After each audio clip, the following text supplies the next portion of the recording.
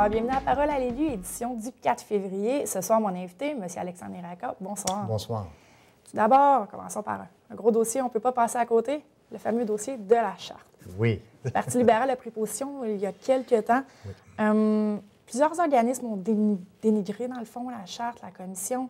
C'est un petit peu mêlant. Les prochaines étapes concernant le Parti libéral par rapport à la Charte sont lesquelles? Bon, alors, on devait se positionner plus clairement dans le dossier de la Charte et c'est ce qu'on a fait en caucus il y a à peu près une semaine et demie. Et on devait établir les bases de ce qui sont nos valeurs. Alors, nos valeurs, nous, c'est la liberté individuelle, les droits et libertés. C'est excessivement important. On ne pense pas que l'État doit se mêler outre mesure là, de ce qui se passe dans les résidences ou dans les croyances religieuses des gens.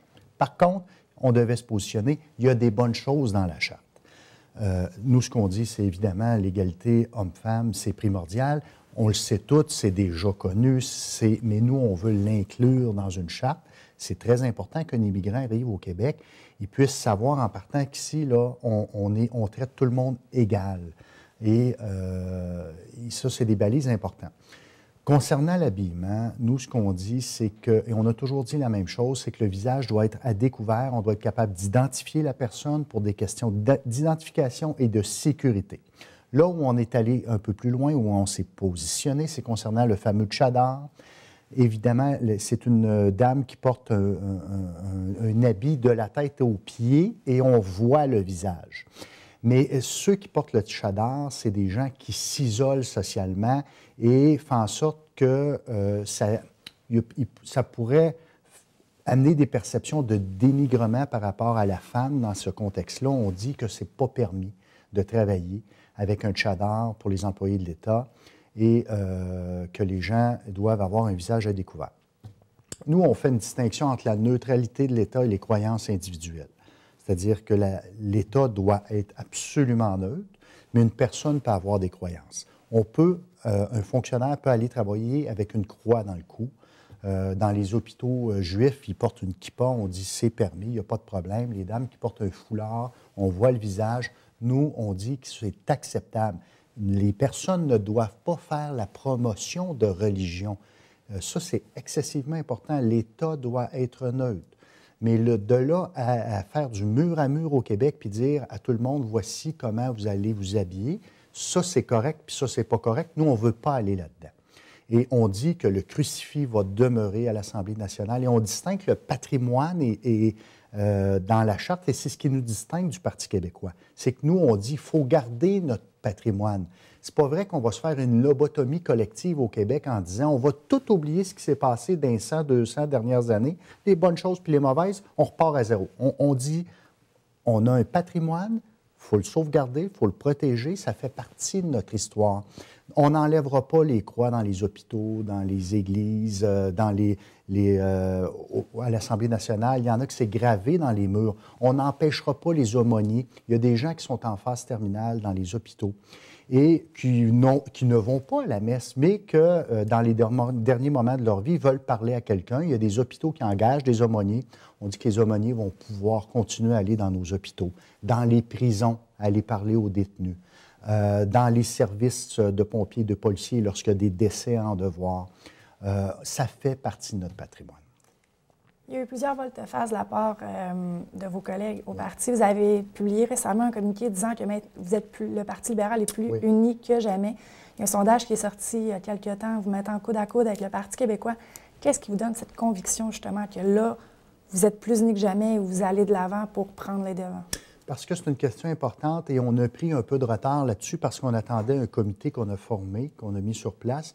On voulait prendre le temps d'avoir une position claire et surtout une position réfléchie. On ne veut pas se faire du capital politique avec les tripes des Québécois. On le sait, ça divise les Québécois. Il y a des chicanes de famille pendant les fêtes là-dessus.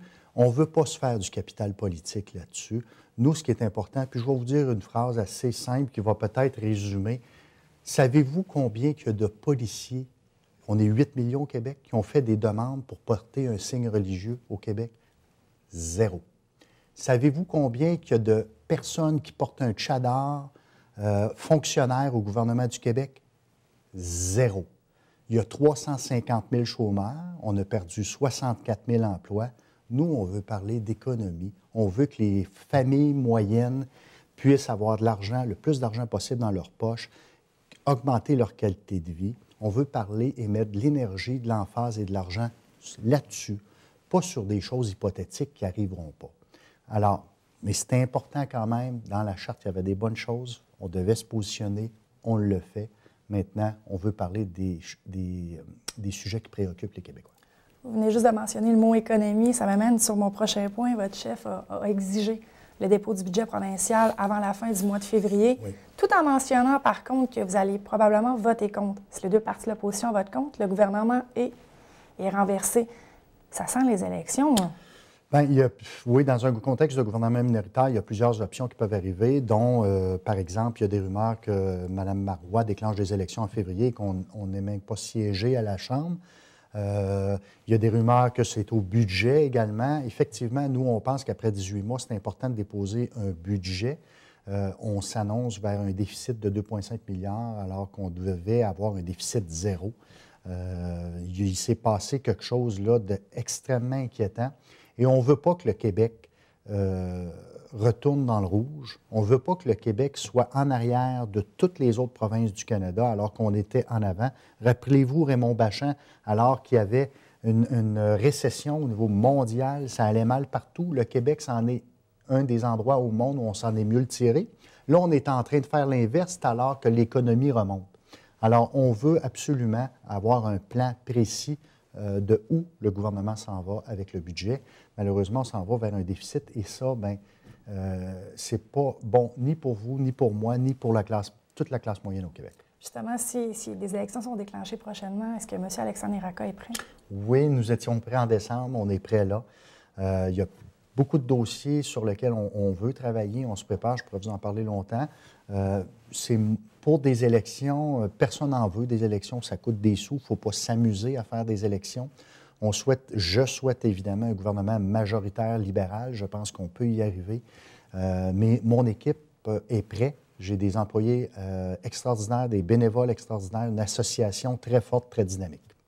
Je vous amène sur un tout autre point. Les maires de Gatineau et d'Ottawa ont déposé la demande pour qu'un élu siège à la commission de la capitale nationale, chose qui a été balayée de la main, on peut dire. Vous et vos collègues avaient envoyé une lettre au bureau du premier ministre demandant de reviser cette position-là. La question, pourquoi?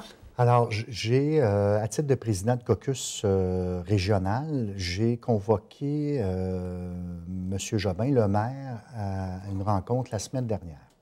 Il nous a fait part de différents points là, importants pour la ville de Gatineau, dont celui-là. Et effectivement, là, quand Maxime le maire nous a parlé de ça, moi, j'étais entièrement d'accord avec ça. Et on a convenu, j'ai convenu de rédiger une lettre de la part des 5 députés de la région. Ensemble, on a rédigé une lettre pour envoyer au premier ministre Harper, parce que c'est le gouvernement fédéral qui nomme les gens au conseil d'administration de la CCN. Et nous, on pense que c'est important parce que c'est la capitale nationale et les deux villes les plus importantes et les plus touchées, Ottawa, Gatineau, ne sont pas impliquées dans le processus décisionnel de gouvernance de cet organisme-là. Et non seulement ça, sont souvent même pas informés. Tout autre sujet, encore une fois, vous êtes un point de chute pour Moisson-Outaouais depuis quelques jours, voire une semaine ou deux. Pourquoi c'est important pour vous, justement, de vous impliquer de cette manière pour l'organisme qui a lancé un cri d'alarme il y a quelques temps? Bien absolument. Puis avant que ça sorte dans les journaux, encore là, on a rencontré en caucus les gens de Moisson-Outaouais, puis ils nous ont fait part. Puis ça donne comme ça cette année. Je ne peux pas vous expliquer en détail les raisons. C'est qu'il y a un manque important au niveau des bébés, de toutes les denrées et les vêtements au niveau des bébés en Outaouais. Il y a peut-être eu une recrudescence là, de naissance. Évidemment, au niveau économique, on sait que ça ne va pas très bien. Donc, il y a eu des pertes d'emploi. Donc, il y a des jeunes familles avec des bébés qui ont de la difficulté à arriver. Alors, on a pris l'initiative d'émettre un communiqué. Souvent, c'est le point de chute parce que les gens disent « OK, je vais y aller, j'ai ramassé des choses, mais c'est où Moisson-Outaouais? Est-ce que je dois me rendre à Rolle? » Alors, ça peut être compliqué. Alors, nous, on a la chance d'avoir 5 députés libéraux. Donc, des points de chute partout dans toute l'Outaouais. Moi, j'ai un bureau à Buckingham, j'ai un bureau à Saint-André-Avelin. Alors, les gens ne sont pas obligés de se déplacer à Rolle pour aller porter les denrées, peuvent le faire dans les bureaux de députés et nous, on va s'organiser. J'ai une grosse vanne rouge. Moi, vous l'avez vu durant mon élection, j'ai avec ma photo dessus. Là, je l'ai enlevé, mais j'ai une grosse vanne rouge où on va pouvoir mettre les denrées. On va apporter ça à Hull. J'en ai reçu dans le bureau de Saint-André-Avelin, puis j'en ai reçu beaucoup au bureau de Buckingham, dont une école primaire ici dans le secteur Angers, Sacré-Cœur, pour ne pas la nommer. Il y a un groupe d'élèves qui se sont organisés avec la garderie pour venir porter des denrées ici au bureau. J'ai fort apprécié avec le directeur, là, Charles Morin, et toute son équipe, la représentante aussi de la garderie. Alors, je les remercie en passant. Pourquoi avoir décidé justement d'être un point de chute et ne pas aller dans votre budget discrétionnaire, exemple, pour aider l'organisme? Parce qu'on pense qu'on peut accueillir beaucoup plus de denrées quand on fait appel à la population. Il y a 55 000 personnes qui demeurent dans mon comté, dans le comté de Papineau, dans Chapelot, la même chose. Donc, on veut faire appel à la générosité des gens. Puis souvent, c'est des choses qui, parfois, peuvent traîner dans la maison. Puis on dit, qu'est-ce qu'on fait avec ça? Bien, il apporte ça au bureau. Moi, je pense qu'ensemble, on est capable de réaliser beaucoup plus de choses qu'individuellement. Est-ce que les gens ont une date limite, dans le fond, ceux qui nous écoutent, qui aimeraient... Oui, on pense que vers la fin de la semaine, au début de semaine prochaine, là, on va faire le voyage. Mais inquiétez-vous pas, si quelqu'un arrive après, on va s'organiser. Première édition de votre journal électronique qui est paru il y a quelques temps déjà. De mémoire, c'est la première fois qu'on voit quelque chose comme ça, quelque chose d'innovateur. Pourquoi avoir choisi cette façon-là pour rejoindre les gens? Bien, des fois, on a des bonnes idées au bureau, ça nous arrive. Puis des fois, en prenant un café le matin, on se dit qu'est-ce qu'on pourrait faire pour informer les gens du comté pour mieux connaître leur comté, mieux connaître le travail du député et aussi les enjeux. Alors, on a fait le premier journal d'Alexandre, des nouvelles du député. Le premier journal, c'était plus une mise en contexte pour que les gens puissent connaître le comté, le nombre d'électeurs, quelles sont les municipalités qui sont dans le comté de Papineau, un peu l'historique, les activités qui se sont déroulées en 2013. Maintenant, on pense faire ça à chaque mois et demi pour donner des nouvelles aux gens de ce qui se passe et apprendre à connaître leur comté. On met ça via Facebook. On l'envoie à plusieurs des membres qui sont libéraux, on leur envoie. On ne veut pas l'envoyer à des gens qui ne veulent pas l'avoir, mais en même temps, on le met disponible sur les médias sociaux puis à tous les membres du Parti libéral. Justement, si les gens auraient voudraient participer à votre journal, s'il y a des activités qui s'en viennent, pas de problème, communiquer avec votre bureau. 819-986-9300. 819-986-9300, ça va nous faire plaisir. Excellent. Monsieur Racah, merci beaucoup de votre visite. Vous êtes la bienvenue aussi souvent que vous le voulez. La liste de sujets aurait pu s'allonger encore beaucoup. Merci beaucoup. Et vous, je vous invite à rester à notre antenne. Ce qui suit, c'est la conférence de presse annonçant le partenariat entre la Ville de Gatineau et les Olympiques. Bougez pas. Merci beaucoup.